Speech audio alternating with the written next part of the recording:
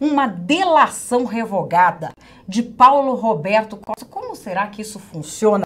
Resolvi chamar aqui um professor de direito penal, Rodrigo Felberg. Oi, Rodrigo, tudo bom? Tudo bem, Madeleine? Tudo bom. O Rodrigo Felberg é professor do Mackenzie de Direito Penal, de Direito Processual Penal, e vai explicar pra gente como é essa história da delação premiada.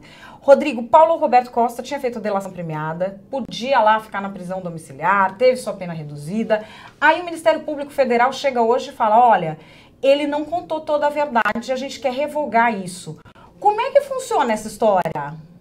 É o seguinte, Madeleine, boa tarde aos internautas. A delação, como o próprio nome diz, é um acordo, e esse acordo ele vai estabelecer algumas condições entre delator e Ministério Público. Há várias condições, mas uma dessas condições, impreterivelmente, é a impossibilidade de mentir. Normalmente um réu, Madeleine, quando ele é processado no Brasil, não há uma consequência se ele mentir. É diferente nos Estados Unidos, onde há perjúrio se o réu mentir. No Brasil, não. O réu até, entre aspas, pode mentir. Agora, se ele delata, existe uma questão absoluta que é que ele não pode mentir. Se ele mentir, se isso for comprovado, essa delação cai por terra. Porque tem aquela história que a gente fala, ele pode mentir se ele for se incriminar aqui no Brasil. Isso. Se ele estiver delatando e ele mentir para cobertar um crime que ele fez, também cai por terra? Cai por terra, ele não pode mentir. Todas as circunstâncias ele tem que colaborar com a justiça, falar a verdade, e se em algum depoimento, que são vários, mas se em algum depoimento se detectar uma mentira, essa delação cai por terra ou pode cair por terra. É claro que isso vai ficar sob juízo do magistrado, que vai dar a sentença, e aí não vai atribuir os efeitos da delação, que normalmente são efeitos muito mais benéficos do que se ele fosse condenado. Não é? Então, assim, ele não ganha a parte do premiada.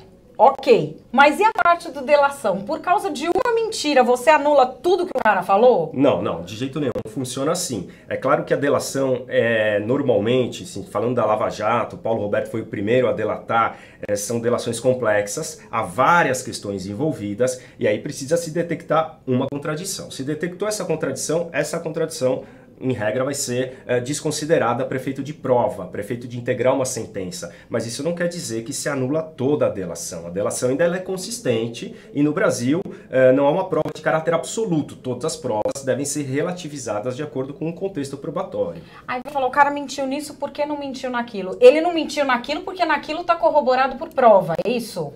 Bom, isso, pode ser isso. Agora, é preciso se analisar exatamente se houve essa mentira, e às vezes realmente pode acontecer dele falar a verdade num ponto e faltar com a verdade no outro. Isso não quer dizer que tudo que ele falou é mentira, mas como pressuposto da delação, para ele ser beneficiado, ele tem que falar a verdade em todas as vezes que for ouvido. Então, como prova, a delação pode subsistir. Mas isso não vai ter um efeito de lhe trazer, por exemplo, uma prisão domiciliar. Isso vai ser revogado, pode ser revogado provavelmente, e aí ele vai ter todas as consequências dos crimes pelos quais ele foi denunciado.